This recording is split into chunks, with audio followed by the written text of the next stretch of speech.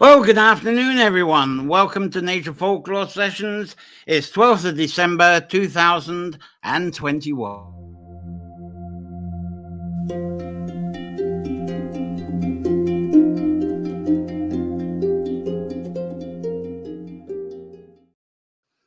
Well, thank you all for joining me for our weekly time of exploring nature-centered folklore, connecting this within your favorite sanctuary space and expressing inspired visions from your sanctuary through your poetry, writing, arts, craft, performance, and problem solving.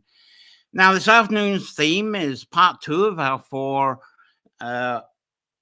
sessions on the Yule season, and this is going to be Reindeer Folklore. And regular to us, Sherry Murphy, earlier today, I think it was early in the morning, she posted on Facebook, deer can run 30 miles an hour. And this is what she posted. Deer can run 30 miles an hour and in short bursts can do 40 miles an hour, can gallop 3 to 4 hours at 25 miles an hour, and some can jump 25 feet vertically. So thank you very much, Sherry, for posting that. Very interesting facts to kick us off with. And there's the reindeer, the kind of logo I've been using for today. Now, today's Nature Folklore will be where I can find time to share, because there's so much I can share on the deer folklore.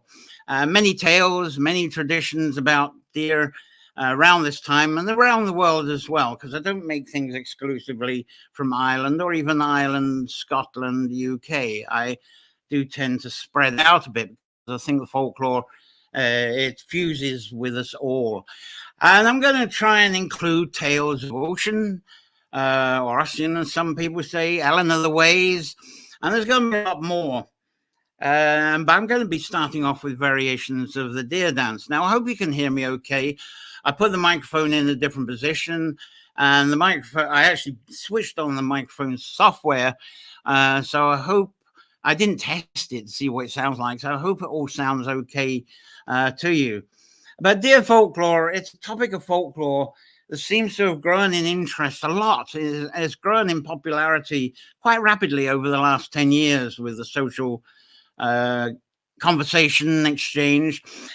So any stories I do not get to today, I will save. I always say this, we're going to try hard. I'll save them for later video recording for our subscribers. Now, I don't have any guests today, so it's just me. I did invite some for today, but I'm going to be solo. There's going to be several guests next Sunday, though, so that's quite exciting. So I trust you're going to enjoy my company and the company of you that is going to be commenting and probably asking questions as I go along there and sharing your experiences too. Now, as usual, to let you know, these Nature Folklore session videos, the live shows, and also tree sanctuary guidances, they're brought to you due to the support of our very appreciated subscribers through Patreon or through PayPal donations.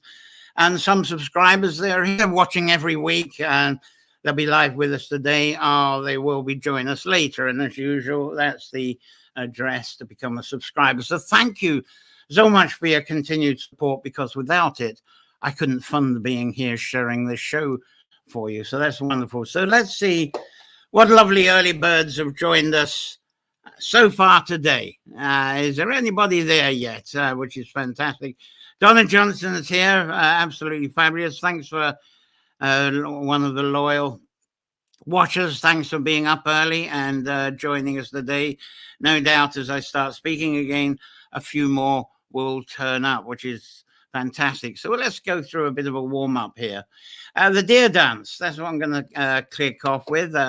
Let's get some pictures going with that. I've got something on the deer dance, what we're going to be talking about. This is a Native American thing. And I didn't cover this last year. And this year it seems to be a perfect way for me to start. Now, through the year's cycle on Nature Folklore, I frequently reference in various ways an encouragement of people imagining situations, imagining their surroundings and landscape without a scribed language in front of them, without a book of instructions in front of them. Or any earlier symbols of language that was not yet formed into words, like Ogham. is symbols. I talked about that being prompts, and well before runes. And before any of that, imagining that situation, and you got to you're communicating. You want to communicate. You don't have these symbols and prompts. And humans were in that situation for millions of years before they created symbols. So humans and animals, they had to be at some level with communication. And since I was a child, I've often imagined these ancient human and animal communication relationships. What are they? You're kind of imagining it. And this is a picture that's been banding around quite a bit lately. That gives you a lovely example of that. And we, excuse me, we practice so hard to sustain a communication with our pets, don't we? Though we tend to talk to them with our spoken languages that we've learned now, which are mainly Latinized, but we still try to talk to our pets. And surprisingly, some animals and birds actually learn some of these words, even though they can't actually speak them. Although it's surprising, some of them seem to try and say some of our words. Now, another thought is how ancient humans and other animals existed together. And they managed to exist for thousands of years, tens, hundreds of thousands of years, without a loss of species. And I think that's quite remarkable. And to me, that translates an enormous respect that humans have actually given to animals, and also perhaps the animals have given to each other. The respect, I think the Jungle Book goes into that quite a bit, doesn't it? So there seems to have been a huge living psyche that's kept the living world in balance. And the deer dance is very much about that. It's about, a lot of it is about balance. So this was all before human languages developed, before symbols were carved out, even before humans did attempts on sign language. So it seems a lot of language of ceremony and dance was shared amongst humans, and dance was a huge communication. And through the subject this afternoon of reindeer folklore, I'm going to be including other deer folklore, as I say, and this is all going to be deer dances. Even the UK Morris people, they put antlers on for certain dances, so they do deer dances as well. And through Europe, you'll find deer dances like this. So it's around the world. But my knowledge of this is very much imaginary based, and I've got fragments of stories, so excuse me that I'm actually using my imagination along with photographs with this. Now, indigenous people, I think that seems to be a phrase that's getting bandied around a lot lately. And to me, that's us saying, well, because we've got settled homes, we use computers and we drive cars, there's this other human lot, and they're called indigenous, a convenience world. And the indigenous people, we kind of probably imagine them as people who don't live with any of the commercial trappings like we do. And they're all still part of the landscape, and they're living things. And they're sharing all that within the landscape because they are part of the landscape. But I don't think all of this is lost with us, though. If we can actually find sanctuary, and that's why I push this at the beginning of Nature Folklore, find that sanctuary, that space, where you can actually be indigenous, even if it's 5 or 10 minutes a day. At least so. It's a place where you can be in communication with what's around you. You don't need symbols. You don't need words. You don't need a book. Your imagination is potent. And then maybe through that sanctuary time, and as I say, problem solving at the beginning, use it as problem solving. You're being indigenous for a few minutes in your sanctuary, and you've wiped away all of this logical communication, and you're at one with it. I find that what happens then, you put yourself in the correct place, correct space. You've joined with the psyche of life, so that when you come indoors and you start tapping on the computer or other tasks and these that you're doing that with the foundation and spirit, I feel, of our indigenous ancestry. You've made that connection again. And if you make that connection, I feel that makes everything so much easier to accomplish. And it's less fretful because you're not trying to remember things that are in books and in articles and in instructions. You're coming in with that living spirit from your sanctuary. So a lot of gardening and tree tasks we do, I feel, also puts us back into an indigenous realm. Going fishing, simple thing. A lot of people do that. That's indigenous, I feel. That's what we do. Now, one reason I love folk drama from when I was a child, whether it was me being a gulishing, a geyser, a straw boy, or a mama, is that a lot of revelation seems to come to us when we pose as something else. And, you can dress up as a deer. There you go. There's an example. And if we dressed up as a deer and danced as a deer, I feel that eventually we feel as if we've transformed into being that deer. And some people describe that as being a craft, that is something that's highly spiritual shamanism. And some people who have that belief, they might charge you a small fortune trying to teach you how to do that. But I'm not doing that. That's kind of sort of semi-free and with the help of subscribers today. But children, children are just naturally capable of this. Look at this. Didn't we all do this as youngsters? I hope we did. That we went through that. So people now, once you become an adult, you might be charged $250 a day to learn how to do that. But to dance as an animal and to make that connection, I feel is a wonderful conduit for recharging and renewal. Maybe we can do it through ceremony or ritual, something to engage in. And a lot of us enjoy that order because a lot of us are brought up with the order of churches and schools and so forth. There's no reason why you can't have a bit of that in your indigenous state as well, if that's what you feel comfortable with. So I can't knock that. And ceremonies and rituals can be very beautiful, as you know. So for ancient people, deer was an important animal for living. It was important for milk nourishment, meat, antlers, tools, and even for helping to work out on the people's farms. Now, as the deer often lived in mountains away from humans, the first thing, obviously, the ancient people had to do was lure the deer from the mountains. And that might have been done in a ceremony like that. And I suspect the deer dance was a belief in a method of being able to do this, especially in a time without language, as a way of doing this through a dance to somehow make that contact with the deer by being the deer.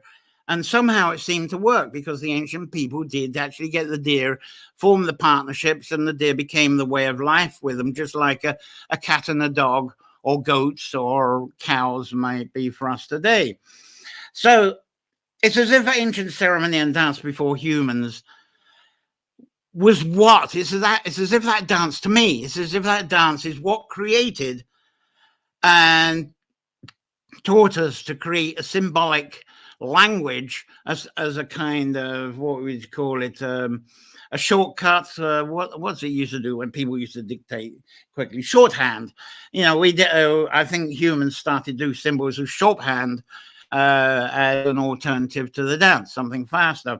But it was symbols were focused on animals, on birds, as well as trees, as we know, and the shared communication of all that. And we ended up with enchanted trust. It's as if the communication between humans and the animals and even the trees was like an enchanted trust. It might be an illusion in our own hearts and minds, but it does seem to be a trust that eliminates all the sort of sense of time and space. It's just that connection, very deep. Some people say just highly spiritual. Now, to me, such a shared human communication would bring us back to if we continued that, we'd end up with a very shared relationship that's very respectful. I love this one. That would be fitting in the Milesian story. Maybe I'll use that picture when we do the Milesians, the parents of the militia. Anyway, talking about communication, bringing us back to harmonious relationship, and not only with ourselves and our landscape, but maybe with the rest of the world and how we interpret the rest of the world around us. Now, with the abundance of tech around us now, I feel we are at a much greater risk of being out of touch with all living beings, and even out of touch with our own bodies, because you get involved with the tech. I know sometimes that happens to me if I start producing this program. I've got the green screen, I've got the lights, got the computers. If I don't watch it, I could suddenly leave my own body, I think, and just be a tech myself. I might as well be a robot. So I have to be careful. I think we all have to be careful not to let that happen to us. Hence why a bit of sanctuary is so important. So look at me here now. I was brought in the summer. I was broadcasting outside in the tree labyrinth, and now I'm in here. I'm inside. It's a rainy day. Wind's getting up outside, and here is me presenting to you. We're backed with photos, the green screen, and there's not a blade of grass or anything. And I haven't even got the Christmas tree on the table, sorry, to be in the image of you. So excuse me for that if I seem so disconnected. But try buying a green screen kit today, and you'll find that most suppliers are actually out of stock because everybody is getting into the streaming lark and also gaming. And I think a lot of people are going to get green screens for Christmas presents. They're really hard to get at the moment. So the green screen realm is getting very popular fast, isn't it? Now, if we're no longer at home if we don't feel at home in our own bodies, I ask, how can we understand the life and spirit within other animal bodies on Earth?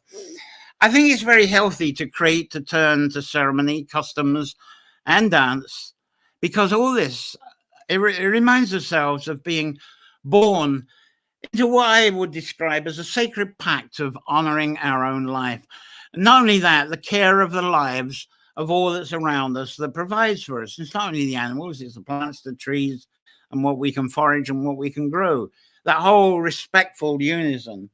And I feel that folklore, customs, ceremony, and dance, they're all wonderful conduit ways for us to reach back through time and then hand it all forward to the present. And we can imagine ourselves at 0 point of creation and then flow back to our present, being certain that on that mindful journey from the ancient times right until now, we do not dissolve life into being absent. Life stays with us. And I'm kind of preaching to start off with because I'm really giving an expanded version of why I do Nature Folklore each Sunday and what's behind it all. So I hope you appreciate, well, that's really egotistical. I hope that helps you understand why I do this on Sunday afternoon. So today I'm going to attempt to use that experiential wisdom, if you can call it that, through the folklore of reindeer and all deer, really. And as we do, to think a lot about, we all think a lot about deer images through December, don't we? So the few of you have joined in as I'm saying all this. And if you haven't heard all that intro, you can watch the replay right at the end of this. So we've got Padme P through the YouTube. I'm Sophie from Wales, Somerset. Welcome aboard, Sophie. Lovely to have you here. And we've got Davina from Virginia. Lovely to see you here. And Yuletide greetings from Elizabeth Flynn. And from Pennsylvania, we've got the lovely Anne Baldin. And Sherry's here. I hope you caught the tribute the deer thing at the beginning. Oh, she's coming through YouTube this time. Ah, great. And Claire's on board. She's painting in the cottage at the moment. So lovely to see you. Beautiful photo of the reindeer. We've got Caroline here from Atlantic Canada. And we, right, who else we got? Beth Kitchen. And we've got here watching from West Yorkshire.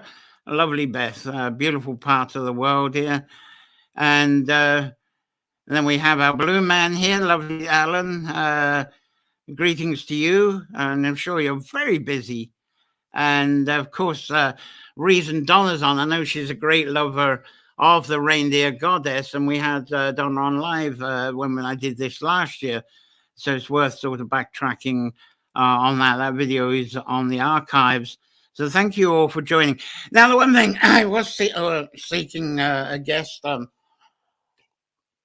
Oh, excuse me for the usual hoarseness, but I was applying. Hang on, I've just got to line something up here, so excuse me for the breaking. But I was approaching Myra and Rodrigo Estiva because they are dancers, and I've always wanted to get something of theirs onto Nature Folklore with the dancing. We've had Rodrigo talk about microgreen gardening, which was absolutely a fabulous thing on the edition that we had him. And when we do, I think that's in April, isn't it? We do the garden stuff, the permaculture stuff.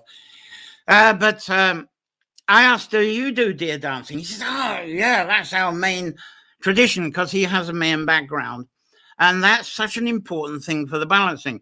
Now, surprisingly, he doesn't have any videos of himself with that, but he did give me a link, or Myra, his wife, gave me a link to a fantastic, well, they gave me two links, and I think I'll see if I've got time.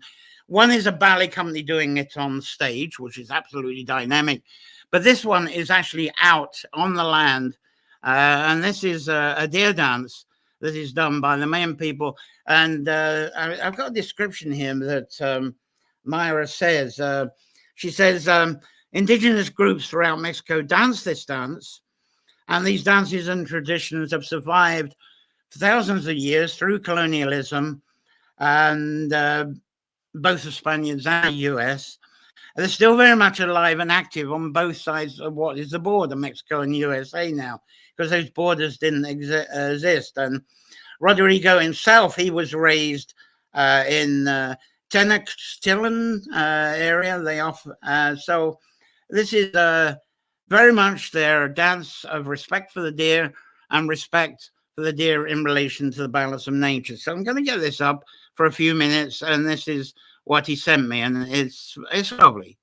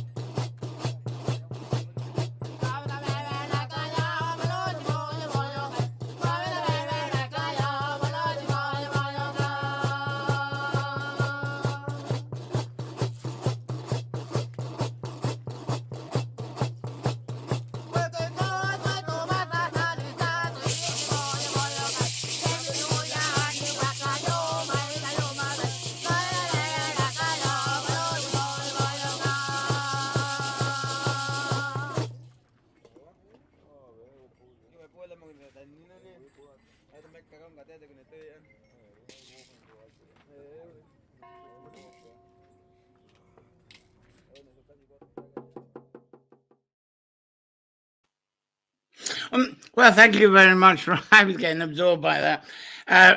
Rodrigo and Myra for that. And just shows we go international here on the folklore and nature folklore, and that would be exclusive just to the Americas, because Siberia, there definitely would have been deer dances all the way across Russia, into Europe, around Europe, and as I showed earlier, even the troops, the Mummish troops and the Morris troops around the UK, certainly involved with it. It probably was around here in Erin, but it's something that's vanished from the folklore a bit here.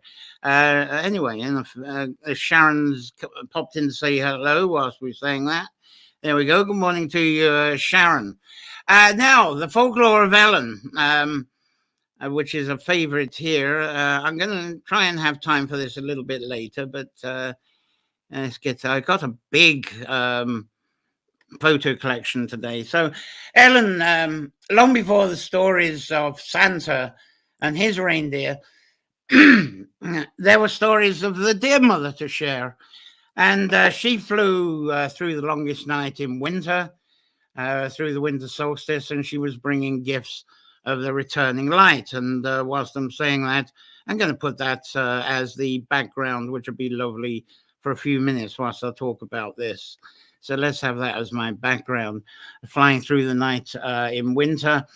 It's a bit embarrassing for Rudolph, though, because he may well have shed his antlers well before Christmas, because the female deer, they keep theirs. And the season of male antlers is from March or April until October, maybe November if they're lucky. But for females deer, their antlers are from late May or June, and they're on their heads right through until they calve the following May. So female deer are never without antlers for long. And each year, the male and female antlers grow larger than the year before. So that gives them superiority amongst the other deer.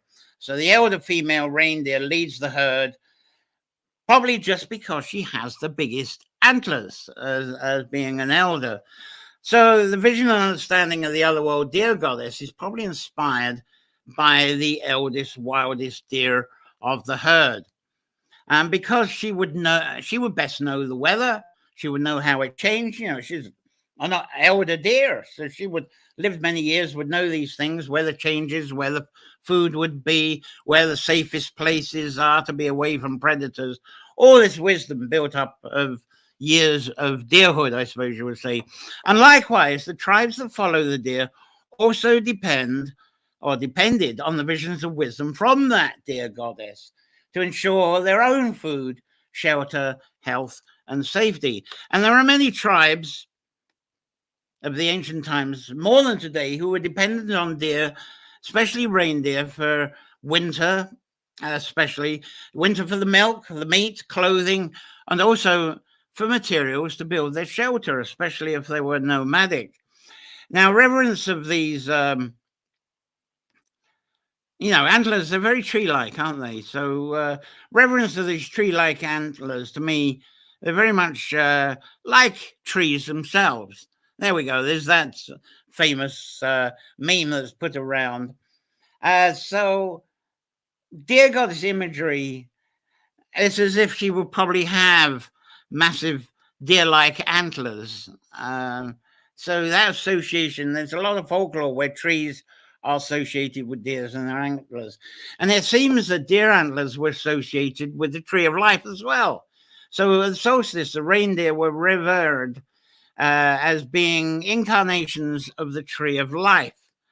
And so this time of year, it's the tree of life returning light and the seeding for the next cycle of fertility, because we're right in the middle of it all. So that's why the deer appear, because of that transition from this darkness we're in now, which is going to turn and start to become light. So it's amazing that link between the deer, that symbolism, the tree of life and trees themselves, and the association with antlers being like the trunks and branches of trees.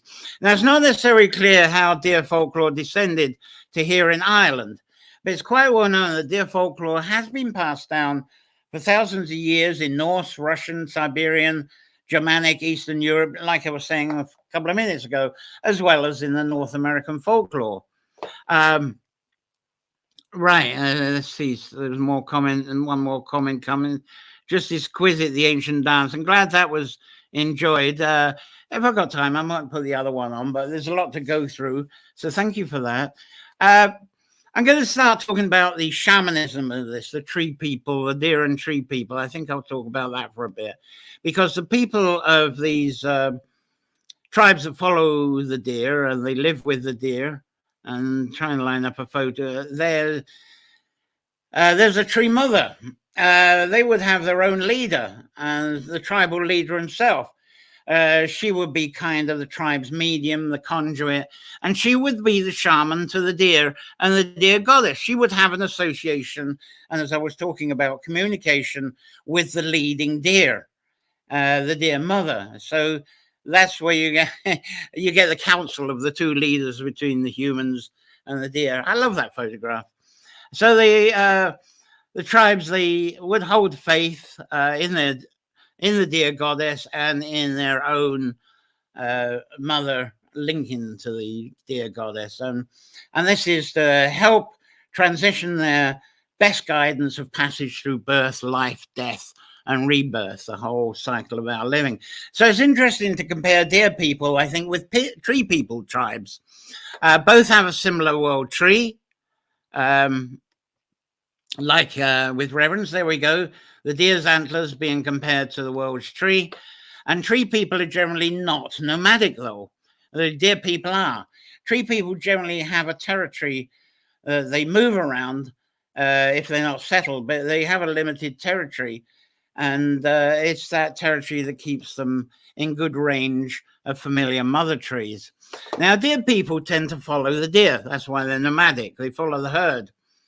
And just in a similar way that perhaps humans have done with cattle.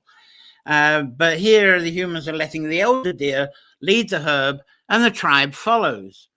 Now, I've heard from northern USA tribes that this is how they believe the ley lines, the wisdom of ley lines. That to them interprets what ley lines are, how they form. They say that the migration routes of the deer, perhaps other animals, is what people have plotted out as ley lines. Now, in ancient Ireland, this was a similar situation with ancient cattle, because it seemed during the megalithic age, people were within a climate change era as well.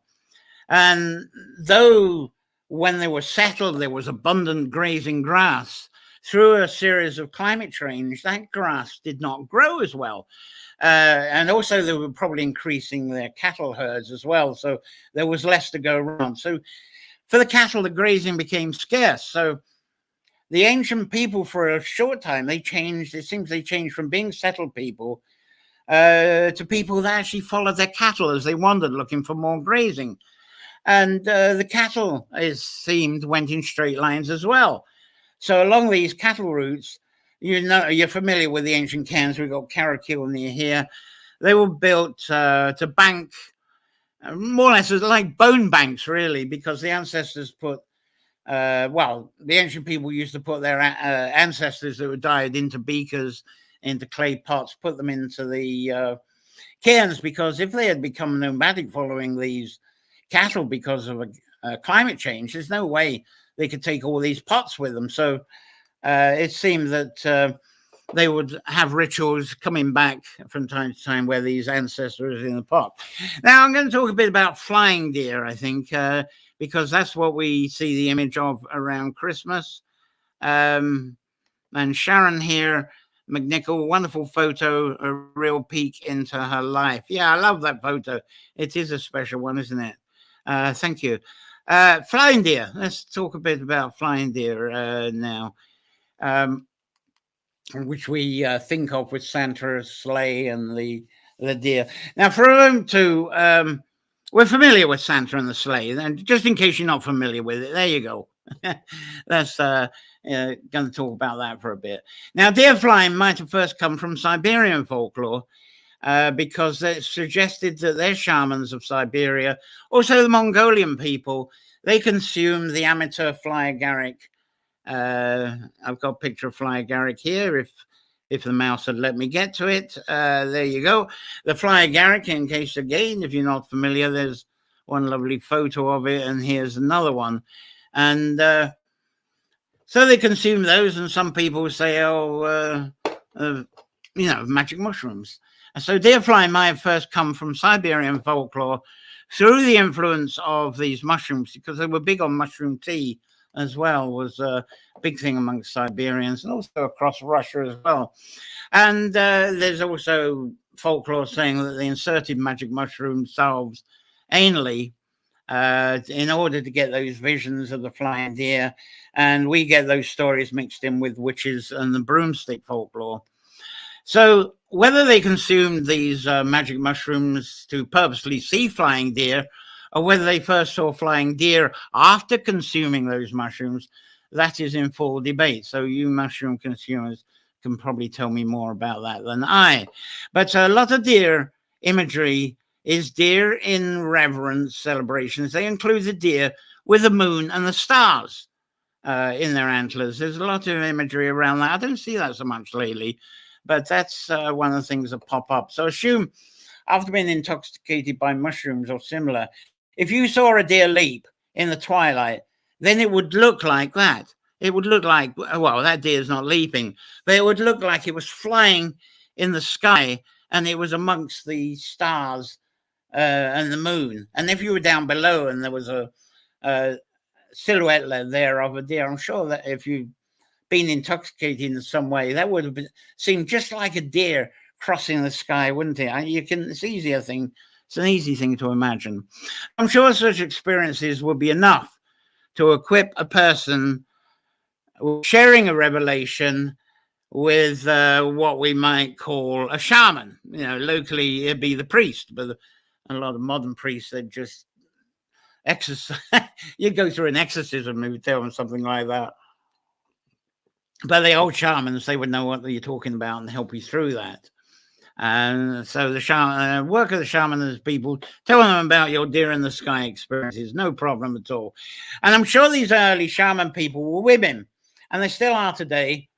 And in some ways, they're probably not much different to the women that we label and loosely call witches today. But shamanism didn't seem to be. There was a male domain of shamanism that kind of converted. It's only recently been explored and being taught as being of different genders, but there's stories of shaman types delivering magic mushrooms to people. But I suspect they were more likely to invite people around to share the mushrooms because they wouldn't feel that they're responsible to be their guides through a kind of a mushroom experience. So with all this, there's a confusion of horned females, because a lot of these female shamans, they would have these horns like the deer, like we got there. They will put that on. Look, I'm a shaman. You've got this deer experiences. Come to me and I'm going to be your guide. So again, that's part of the honoring of the deer that was so important probably in their lives. But we have this conception that the shaman would wear red suits. And so that's very much a modern confusion as well, especially as we see images of horned males as well, like the Cernunnos, like him, if he can come up. He's not coming up yet, but in a moment there we have Cernunnos. There he is. There he is. Very good. There we go. And we got Herne the Hunter as well, that we might be familiar with. So we see the modern shaman version with the antlers as well. But this male horned creature image seems to actually come from over 2,000 years of religious conditioning. So that any creature with horns must be of the dark, must be evil, and if they're dark and evil, then they must be male, which is very weird, because when you look at the ancient yin and yang symbols, the feminine is dark and underworld.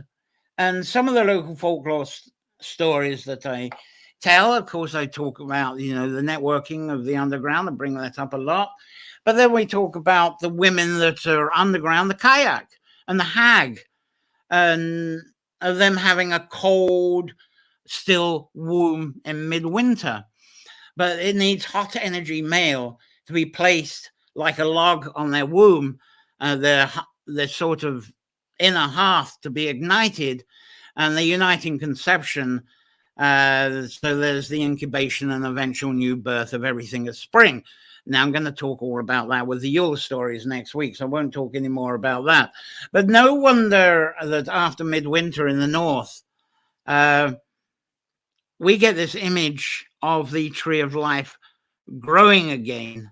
I thought I had something on that, but no, that one has disappeared, that picture, sorry. And the antlers growing from the dear mother again too. And think about cave art. There's a nice one. We familiar perhaps of seeing cave art pictures. Lots of them have deer, they have antlers. There's a lovely one in now beyond Clare Island in Mayo here as well. So what's this ancient cave art of deer all about? Now, saying this is the home of the dear mother, how about that? Is this the home of the dear mother? Rather than saying, hey, everybody, I'm doing a cave painting telling you that we killed the deer today. What if it was about their imagery of the dear mother instead? Now, the dear goddess presence was just not just for the grand conception time of this midwinter solstice, that's linking and continuing the life cycles from this dark time to the light, but it also symbolizes, said to be the presence of healing. And let's get a healing picture up here. This healing and caring was and is especially needed for those of us with mental health challenges for a start, because the lack of light in midwinter does bring on a lot of depression and melancholy for a lot of people. So we do have this genre time, jointure time, no genre, the jointure time of the melancholy that we have as we're waiting for the light to come back. So there's healing needed, calming for this time. So the dear goddess is also believed as a caring spirit, as well as being symbolic of the returning of the light. It's a kind of a trusting spirit, all will be well. So looked at for that purpose, it seems to be with the deer. And the idea, it's all about being reborn again. And so we're in a cycle. We got the deer there we go. You got the triskel there. It's a reminder that this is all about completing the annual cycle. There's never a death. It's just a continuation. And that continuation is a transformation of life shedding its cloak from this past cycle season. And we're now going into something new, fresh. Everything's being reborn again into this new extending light, moving us into another cycle. And that's why I feel where folklore is very handy, because if you carry this imagery of what's going on, it's from ancient times, yes, but you can bring that forward to your communication of where you are now. And somehow I feel it makes it all wholesome, and it really adds to the celebration of Christmas or whatever you're celebrating at this time. Now, for most of us, there are three images that linger with us at Christmas each year. And I believe these images are actually a bit stronger than Christ and his birth. And these are the red Santa suits. There's a nice red Santa suit. There you go. And we got the deers with the big antlers, and there's no robin in that, but we often see a robin in a picture like that. And these red Santa suits we can translate as perhaps being a Coca-Cola stunt. This isn't a Coca-Cola one, but I had to show you one with robins. There we go. But it's said that the Siberian and Mongolian shaman women, they used berries to stain cloth. And they wore this stained cloth for this time during the deer ceremonies. And some of them, this is one where they got a red cloth. There's a Siberian with that's stained with berries. She's working with a reindeer there. But some of them actually were in green as well. And I should have a green. There's more. I haven't got the green one for some reason. Anyway, we have the sometimes the deer, as I say, I'm muddling my pictures here. Let's go back to the robin sitting on the antlers. And the robin, of course, has a red breast as well. And I think there's a lot linked to that as well. And then I'm going to use this excuse to change my picture again if I can. My screen has gone into wobblies. I'm going to change my green screen into something more comfortable for what I'm going to be talking about. So give me a couple of seconds on this, because it's the green. I'm going to be talking like the woman with the green. Let's try that. I think I had that at the beginning, didn't I? So there's no harm in having that again. Now, the images of deer with moon in the stars and their antlers. That's why I want to get some pictures up once I get my photos sorted out here. Right, well, that's the green. That's moon and the stars. There we go. Again, we're going back to that in their antlers.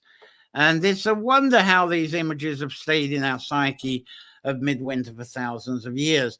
Now, some storytellers tell us that the deer folklore arriving here in Ireland anyway, and Europe, it all came from the Scythian traders. And there's a Scythian trader there, a Scythian, whatever it said. And it said that these Scythians carried Siberian folklore to us along what's called the Silk Road, I suppose, into Northern Europe. And then the Northern and the Eastern traders here, they learned their folklore from them, from the stories, because that's something they could talk about. They didn't have newspapers and television to talk about the war and murder that was going on, although they probably bring their folklore about war and murder anyway. But they passed that folklore around Europe and eventually found its way here in Ireland. But were the Scythians actually traders? That's a question I often ask, and I can never find a straight answer on this one. Or were they just reindeer followers who traded reindeer resources to the settled farming people on the way that they passed, or on their way? They were just following their deer as their tradition. Now, this ancient tree lore following, it not only went west from Siberia into Europe, but there's this land bridge story to the east, over the fabled land bridge towards Russia now and Alaska. And I've got a couple of charts on this. Here's another. There's a kind of visual land bridge photograph there. I've got more on this, and if I can get them, there we go. And that's another lovely land bridge, because it seems people went both ways, of course. Now, a lot of the Scythian art seems to tell a story of the deer connection, or at least the deer mother. And here's some Scythian art, shows some examples of that. That's one. There's something else here I found that's Scythian as well. There's been done up. And here's another lovely one, all about seems to relate to the deer goddess, the deer mother as well. So over the millenniums, the shamans, who the tribes believe were mediums and conduits to the deer mother, took on more and more image of the deer themselves by wearing deer heads. They would be before the people wearing deer heads, deer skin robes and antlers themselves. So the deer people began to believe more and more in spirit's humanized deer mother rather than the full deer form. So gradually in their mind, there were actually deer people on this earth. Now, another version, excuse me, another version of this Scythian migration story is that we hear about the Scoti, people that arrived on Ireland via Iberia, better known in stories as the Milesians or the Sons of Mil. And these Sons of Mil are told of as being tree people who descended from a grandfather who was half human and half hazel tree.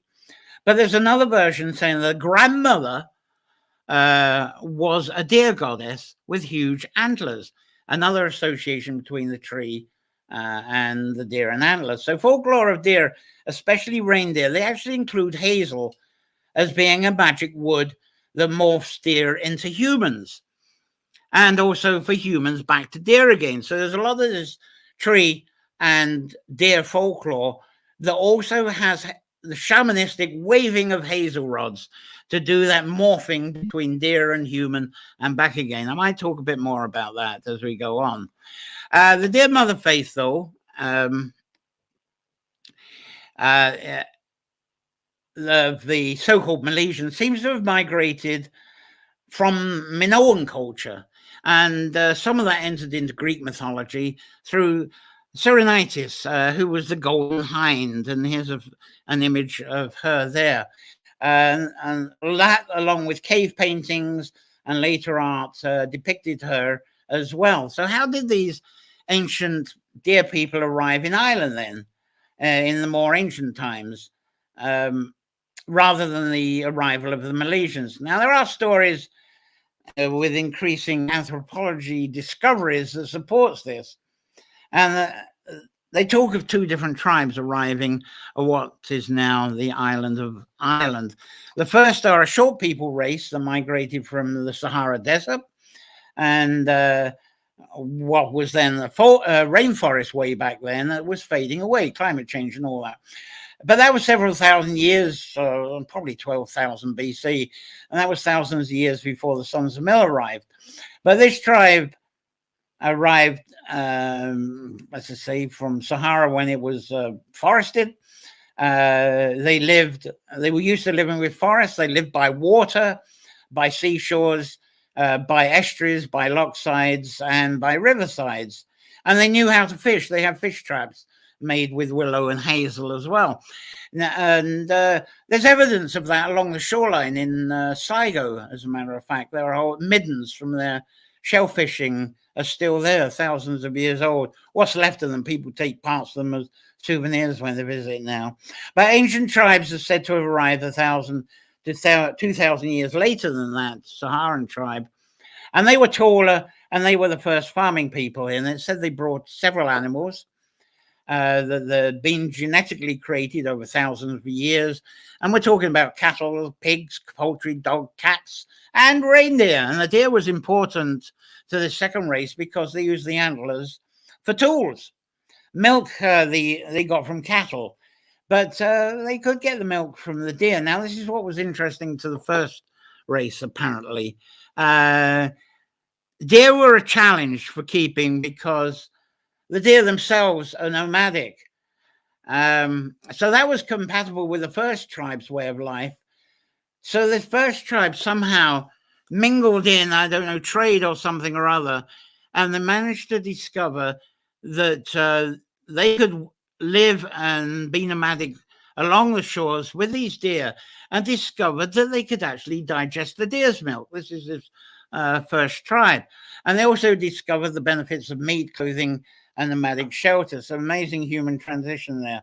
So reindeer and maybe other deer became an interaction of both of these foundation tribes on this island that's now Ireland. And with all ancient tribes, anything from nature provided, there was reverence because they didn't know when they were going to get the next meal again, the next shelter, and so forth. So for purposes of reverence and thanksgiving of the unseen human images, they would create images and idols, which we do, even with our invisible friends when we're a child. And presumably, they would shape these images in wood and stone, and also through wearing garments and skull masks to impersonate these sacred deities. Because all things of life provided would come from a womb or a seed vessel somewhere. So the deities came from that, and they were provided and cared for.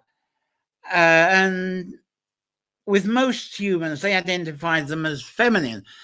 So that's why my story of how I believe the deer goddess came into being. I'm going to see what you're saying for a moment before I go into something else, because we're going to talk about, oh boy, I'm running out of time very quickly. As usual, and there we go. Kate Cloud Sparks is on the road again. She's here. The deer are running and deer energy is high. That's great to see. I can see you with the antlers, Kate, already. And there's Elizabeth saying hello. Excuse me. Wonderful. Thanks for being on board. Anyway, doesn't it seem interesting and even wholesome to think of the Mother Christmas rather than the Father Christmas when we think of the deer goddess? So, a typical change, isn't it? Even in the old Irish and Scottish solstice stories, there always seems to be a woman that lures men to mate with them. And this is the grand conception time, as I say. Going to be talking more about this next week with the log stories. But it's the moment of midwinter that we call solstice.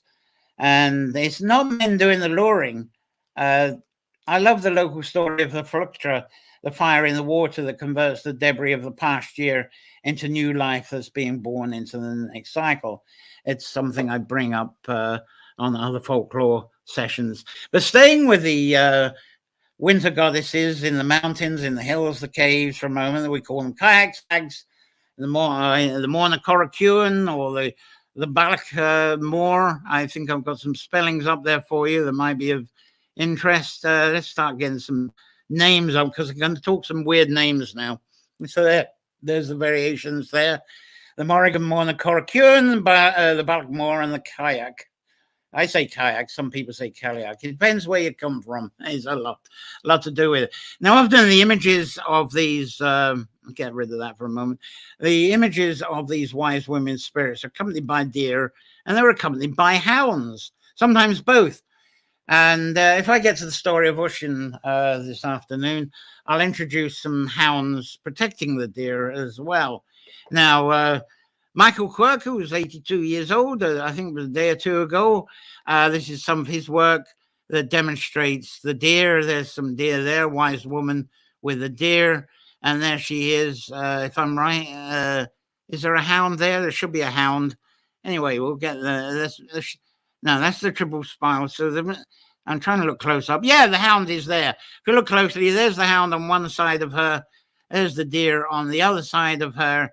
And there's the womb, the breast, the womb, the triple spiral, and the cauldron of her womb there. So it's all there from a Michael Quirk sculpture that he would have made as he was telling that story. So there's the imageries we still do today, some of us. So these wise women spirits are said to be able to call the deer. That's one of their skills. Let's get a wise woman calling skill. No, I don't have it looks like the deer call. Oh, I know. This is nice. I've got a little video of calling the deer. Let's see if I can find that, and we'll share that for a second and get a breather. And there we are. We'll get her up for a moment. La la la la la la. And we got lost. La la la la la la la la la la yo lo la la la la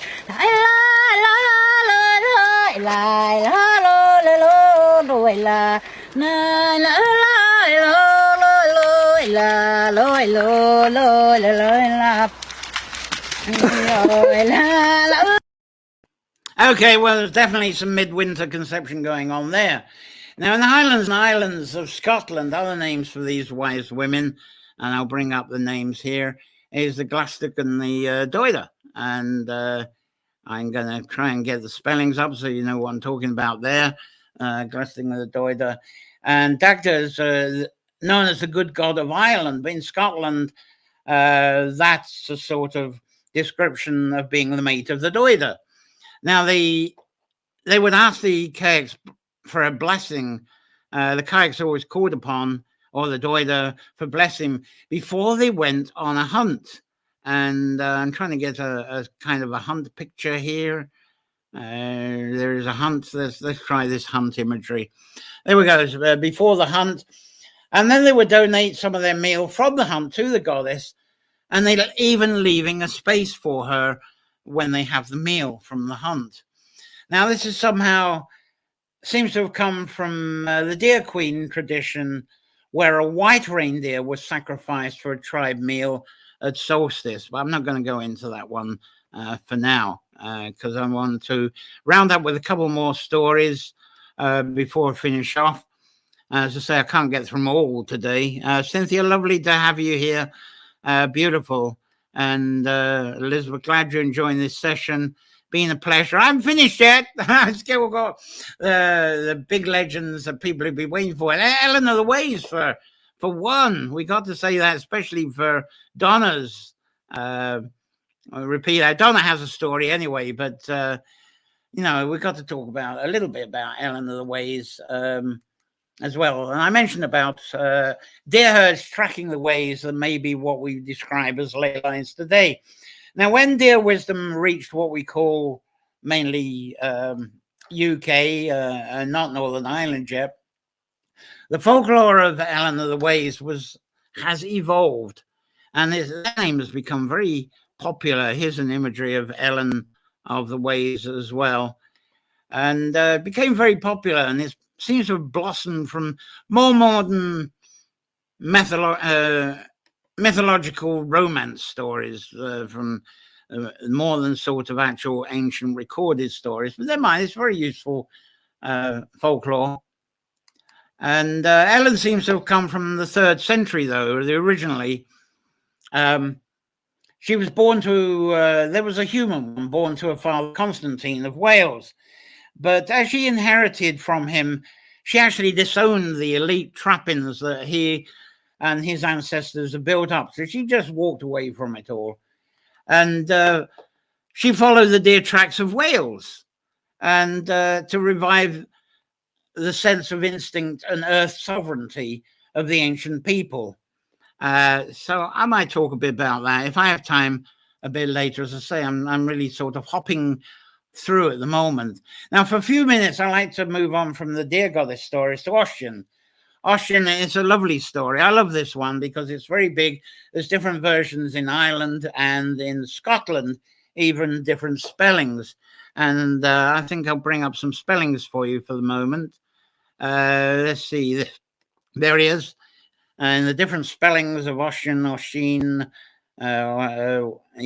even the pronunciation. It doesn't matter how you pronounce, but so it's in songs he's often Oisin, and Ossian is another one as well. Scotland's more Oisin as well. So anyway, for a few minutes I'd like to talk about that. He's a deer bard, known as a fawn deer bard, and both Ben Bulben in Sligo and the Cuillins on the Isle of Skye claim Ossian stories. And here's a bit of Ben Bulben, if in case you don't know what Ben Bulben is. There's a wintry Ben Bulben picture for you. Now, both have connection, both the Cuillins and the Sligo area, they both have a strong connection to Finn McCool's stories. And the Ossian stories originate from the 3rd century AD again. And this was the time of the king Cormac MacCart, who was born in this area, not far from Carracrory here. And this was the time of Elen as well in Wales. So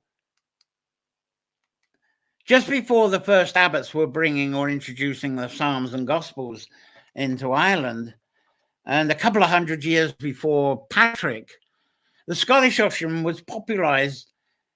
There was the Scottish Ossian, but he was popularized during the Celtic Romantic time by James Mcpherson. He was one of the first Celtic Romantics, and he came out with a book, The Works of Ossian, and this was published through printing, and this was pretty early. This was when printing equipment was, and getting published was very difficult, but this was in 1760, and there's a couple of versions. There's an original print of his work here, and there's inside that book, there's a Scots Ossian right there, and he claimed to have translated Ossian's work from the Gaelic to the English at that time because he had moved from Ireland. He'd moved from Ireland to Skye because he was chasing up, what is this Ossian story? He wanted to write about it. So he was in this area in Sligo, in Donegal, and he travelled over to Skye, the Cuillins, to see what was going on over there,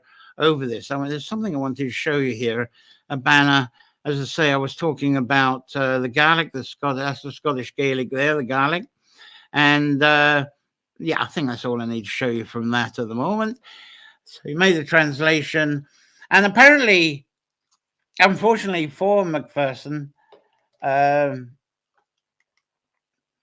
he wasn't accepted very well. And he was accused of adapting ancient Scottish ballads that had been written by other authors, and he kept changing the names in these ballads into Ossian, calling them Ossian, and people sort of, he's just talking rubbish. But so many storytelling Scots are still, since then, they're very passionate about telling the Mcpherson stories to keep the image of Oisin as their own. And I love the Irish story of the birth of Oisin, especially as it has a County Sligo connection. And the stories in Ireland and the Isle of Skye, they're very similar. So I'd like to at least go through that today. And maybe I'll have a few minutes for a bit more on Ellen. Let's see how we get on. But the story here with this island, it starts at the Hill of Allen, which is nowhere near Sligo. It's way down there in County Kildare, just north of Kildare, north of the Kildare and Newbridge towns. Now, I'm not going to show any photos because the only ones I got are where there's been mining. So it's quite an eyesore on that hill these days, unfortunately. But it said that the Hill of Allen is where Finn McCall lived, and that's where he trained his Fianna. And he had an aunt Turin. And she'd been turned into a hound by a she woman, fairy woman, who had fallen in love with Turin's husband. So we're going to get rid of you. I'm going to turn you into a hound. But well known in stories, in legends, is how Finn McCall had two hounds, Bran and Scullen. And they were the children of the hound that was once his aunt, that had been converted from his aunt into a hound. She gave birth to these two lovely dogs, these hounds, Bran and Scullen. And so Finn McCall, in remembrance of his aunt, he had these two wonderful dogs to defend him. And these two dogs, they chased a fawn that was climbing up a path to his court up on the Hill of Allen. And as this fawn was coming up, the hounds chased it back down. And at the bottom, the fawn stopped, laid down, humbled, and the hounds didn't attack her. They actually started trying to play with her. And these hounds and the fawn, they just made friends. So they all went up the hill. They decided to go all up the hill together. And it was becoming dusk time. And that night, after Finn had gone to sleep, he woke up and he saw a beautiful woman at the end of his bed. And she introduced herself as being Sadhbh. Sadhbh, I'm just making as a short word because the long word is very difficult to pronounce. And that's what I'm talking about as Shabba. So Shabba it is. And that's how I'll continue with the name. But she was the fawn that came up with the hounds, this woman. And I was telling you, the transformation from deer to a human and back again. This is all part of this sort of shamanic mystery. Now,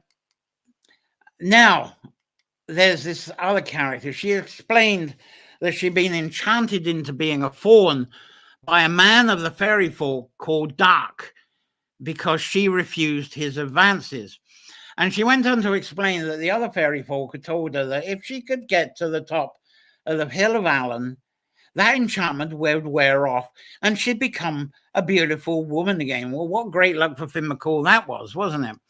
So Finn and Shabba, they fell in love and she lived with him for a while. And through this love, Finn actually lost all interest of going into battle and all interest in training more Fianna, which wouldn't have gone down with Cormac McCart very well, I don't suppose. But 6 months later, he was told of an oncoming invasion of Norse people, and they were starting to get fierce. And he was reminded of his loyalty to Cormac. He was reminded of his loyalty to protect Erin, and that it should be greater than any loyalty that he has to any beautiful woman.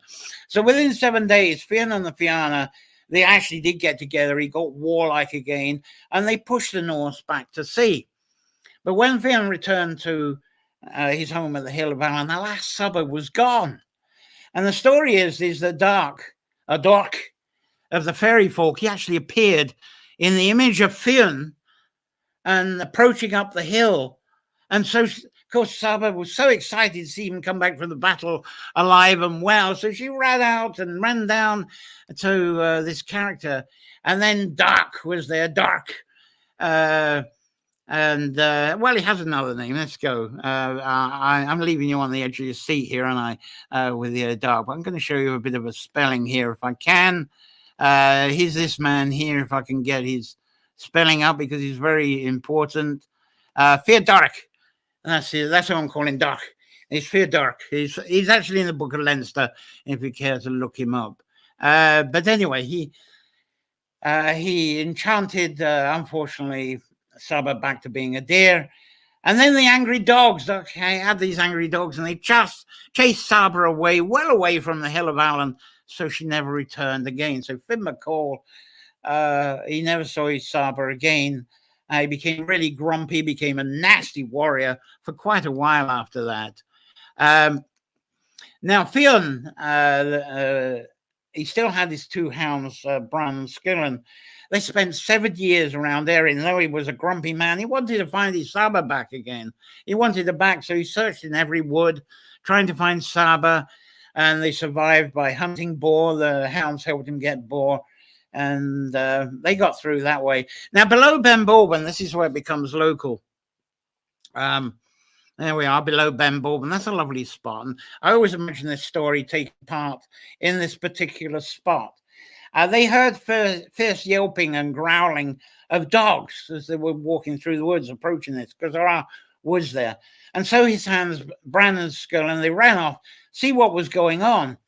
And when Finn McCall caught up with his hounds, he had seen that they had chased away some angry hounds. And at that spot, there was a tall, naked, handsome boy. Now, Fionn had set up home by now. He wasn't on the Hill of Elen. He just let go of all that. But he was now on land by Caish Coran, which is the Hill of Caish by here, just 3 kilometers from here, 2 miles. And there, by Ben Bourbon, there was Fionn with a boy who was actually quite relaxed in his company, and Fionn felt relaxed with him. And he took him home with him. He took him home to his land by Caish Coran. He fed him, made him comfortable, clothed him. And eventually, the boy was shyness were gone, and he could tell his story. And he told of being raised by a hind deer in a gentle valley with a cove known as the Glen of Horseshoe. And that's the valley there. And he was saying how they lived well because it was full of fruits and there was roots they could eat. And they could, in the winter, they were quite close to the sea. So they were down by close to the sea where there were fish. And that's how they survived protein for the winter. So he told of these roots and fruit and all the way that they lived. But he also told the story of a dark man who would visit them and approached his hind mother, spoke to her gently, but this man's gentleness always ended up turning into rage. And then he would go again for a while before he came back, and he was all gentle and enraged. So this kept going. But one day when the dark man visited, he had his hazel wand, and he waved it over her during this rage and walked away. And the hind deer mother of this poor lad followed. So this boy was also paralyzed by this hazel wand spell. He couldn't move to follow where this dark man and his mother were going. So he never saw his hind deer mother ever again. Now, after they'd gone, some movement did eventually return to his legs, and he did get as far as Ben Bourbon. He did get as far as here, and that caught up with the story of when Finn found them and surrounded by the hounds. Now, Finn then became committed after this story. He felt like he needed to be this father. He needed to be a father of this youth, to give him a parent. And he actually named this young, tall, lanking lad as Oisín. And Oisín meaning, and the meaning of Oisín is little fawn.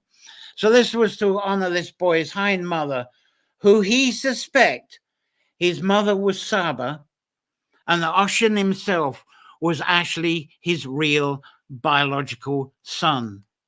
And then follow the tales of the life of Oisín being a bard of the Fianna, and their tales could be shared today in verse and song. So any questions about that, do ask me. I hope you're not too mesmerized by that story there. So that's the Oisín as well. I was thinking about Oshin and Tirananog. I don't think I can get through that one. It's an easy one to follow up on, so I won't talk on that one. So we'll skip that one. I'll make another video for that for the subscribers, I hope. It's a lovely story as well. Into the West, if you've ever seen that film, that's really of that story. What can I finish off with for you? So I've talked about in past Sundays, these nature folklore sessions, spoken of women staring into sacred wells and holy wells to receive vision. And the visions from a Symbolism, who is my mate, as I'm going to be meeting very soon. And if I can, so that's it. That's a vision of that. As I try and get my screen back together there. Elen Of The Ways comes into this as well with me, I think, because she sometimes seems to me to be a totem for guiding on personal vision quests, and that's a vision quest. You look into the well, who is going to be my mate? So there you go. That's a woman on a vision quest, and the Elen Of The Ways somehow comes up as a totem for this, because as settled people, we go for shopping in supermarkets for food, maybe shop online for everything else, but we've lost the connection of following the herd for food, for shelter, warmth, and healing. We don't do that anymore. It's all frozen in the supermarket. Why do we need to do that? So it's something that's perhaps lost. And so a dear goddess, the dear mother, seems to represent something a bit different to us now. And to add to this vision, the vision quest, is to follow the line of the ways that are connected to these sacred wells. It seems these wells are along these lines. The deer were probably stopping and drinking from along in the line of migration, is one of the things that's said. But anyway, the ley line people always connect the wells together. So I always imagining deer drinking from these as well. So it seems to be the new evolution of ley line following since the 19th century Romance time, where people started following the Watkins Old Street Track. And then later in the 60s came the Michelle's view over Atlantis that really got the ley line movement going. And now we have Caroline Wise's Finding Ellen. That's full of following straight track lines and observing following solar alignments. Is this the Finding Ellen book? Yeah, there you go. I think that's the cover of it. So inspiration and ways to reach awareness and vision of our destinies of life, alignments, and that's what we need to fulfill our journeys, is all these inspirations, looking into the well, getting understanding and inspiration of how to become aware of our destiny, way beyond looking for that special mate that we think we have. So understanding these these journeys that we can go on. I'm kind of losing the word for now, and you can see I'm going towards the end, but these vision quests seem to be very much about understanding our transitions and our personal transformations as we go through them, because we can get very upset about them. So it's great to have some sort of guiding image for this. And I think that's a very much a passion of the current feminist movement, who building their confidence, their voice and vision to return equality for that was once part of our human existence. It must have been. So some teachers seem to talk of deer symbolism and their trods as ways of being an important step to being a recognizing pattern towards human sovereignty with the earth. And I think that's the sort of posh way of saying, making that real connection again, is getting back to our human sovereignty and how we are part of all life. But we are humans, and this is our sovereignty, and it shouldn't be controlled. Anyway, that's really political debate, isn't it? It seems the core motivation of the deer goddess seems to be us to return to our instincts for survival, just like I kind of started off this whole session with. So this is more for survival rather than to work out if we've got enough money in the bank to do a grocery shop and to get the meat off of the shelves. So trying to follow the old ways of the deer, the trods. Here's a bit of a trod. With our eyes, not all paths are visible. So we have to use our instinct to follow these paths. And this may be our way of calling upon the deer goddess to be our guide on these ways. I'd like to hear what you think about that anyway. I'm really going into some esoteric stuff anyway. And instinct was once a trust in knowing that as we followed our vision path, that all food, all water, and all shelter, it'd actually always be there when we need them. And that was an incredible trust that people would have. And it's just like being present in all those ancient spring wells, where we stop by these wells to heal, to relax, and to vision more. Anyway, I'm going to check your comments before I give my closure here. Thank you for getting through this. And Lamar is coming in through YouTube from Tennessee. I hope you'll be watching from the beginning, because it's lovely. Hello, Lamar. It's lovely to see and hear you about with this. I think you'd love it from the beginning. As I mentioned at the start of these sessions, thanks to our lovely subscribers for making these Nature Folklore services happen, support of the subscribers through that address there. So thank you very much. If you can help out on that, $1 a year a month, it goes a long way to keep this going, to help me pay my monthly subscriptions, because there's a lot going on with services I have to subscribe to, as you can imagine. So coming up, we haven't finished with this Yule season yet, because we've got part 3 coming up. This is and as Caroline says, more stories to drink in during this magical season. Yeah, great. And as I say, coming up, I know I've got to give me a couple of minutes. Sorry to Bing, because I was going to talk about, and I got so carried away. I was supposed to have done stuff whilst the video was on, and I totally forgot, because I've been really loading you on with photographs today, and I couldn't get all my photographs up. So I want to get a few photographs up to give an idea of what's coming on in the next few weeks. Give me a few seconds for this. Whoops, there they go. I should have something. We talked about trods. Here we go. I can get something up now. Let's go. Oh dear. Now that doesn't work that way. This is a lovely new feature on StreamYard that I'm still a little bit naive with, but I'll be on to you in a second. There we go. Right. Well, I'll try this anyway. Now, as the photos come up, 19th of December, it's part 3 of the Yule season series, and it's going to be the log tales. And there's a nice log picture that's just come up for you there. But if you've been watching all of this through, you can understand what we're doing. Thanks for the thank you there, Donna.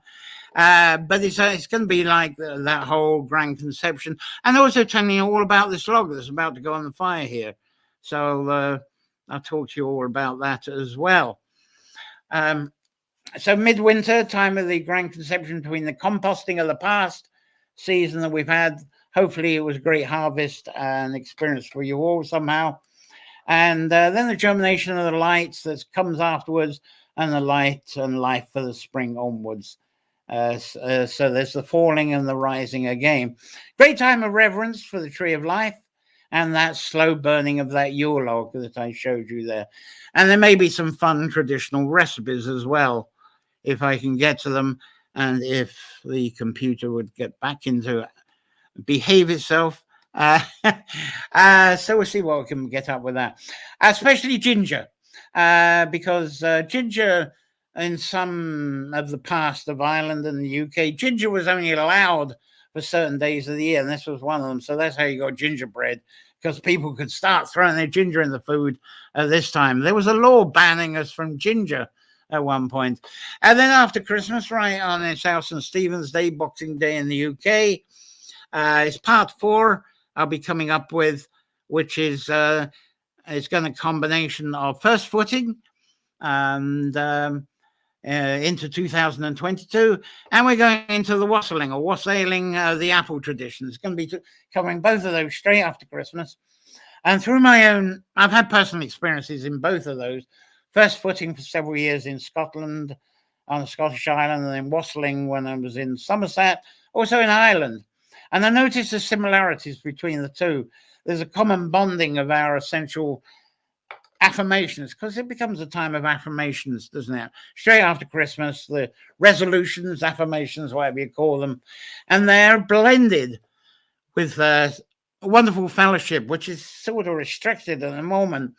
But with both wassailing and first footing, there's that wonderful fellowship of, right, we're on into this new cycle. Let's do this together. Let's wish our great health, great harvest. And just we want everybody to be okay, because it is midwinter. Make sure there's people being fed. Make sure people are going to get through this winter. So both have that common bond with the wassailing and first footing in all of that. So we're close to our community, close to families, close to neighbors, even during these COVID times. Now, there's also a lovely slowdown and reconnect during this time with where we live, the landscape around us, even talking to people yesterday. I'm going to take 4 weeks off now. There's a lot of that going on now. So it's all about all that provides for us, respect for that, gratitude for that, and maybe that's what the whole dear thing is. And then on 2nd of January, the first one in January, it's going to be an introduction to Nature Folklore 2022. I don't have a picture of that yet, but I'm actually, that time, I'm going to reveal anticipated changes that I hope to be, or aim to make, with the Nature Folklore show. I'm going to expand what I do under Nature Folklore. It's going to involve more people, more guests. So I'll be talking about that. And that episode, the first one in January, is going to have a casual social vibe, which I hope you'll join us for that. And then from the 9th of January, there's a 3-week series on divination, which a lot of people are fascinating, and that will clear up January for us. So is there any other comments before I wave my bye-byes to you? I see there's still a few of you around, which is great. And thank you all so much for being with me through all of this. And I don't know, I've got some thing that has just come up that's a new StreamYard feature that's telling me who's watching and who's doing what. That's quite snazzy. That's only just appeared. So thank you again. No guests. I hope I was okay for you. Thanks for watching this broadcast and commenting. And keep commenting if you're watching the archive, because I do come back to this from time and time again and see what you're saying, because most of the viewers tend to be this evening and tomorrow anyway. And then it's funny, it's sort of like a handful of viewers just now, and then by the end of the week I see we've had 1,000, 2,000 and more viewers. If you're on YouTube, click the bell to remind you what's coming up next Sunday. I think Facebook's got one as well. So it just leaves me to wish you a wonderful, safe week full of wonder, lots of inspirations, especially around the dear omens I've been talking about, and enjoy the enchantments. Don't be changed into things you don't want to be. So until next week, that's all I got. Play well, be well, sleep well. So that's all from me. Bye-bye. Thank you very much for being with me.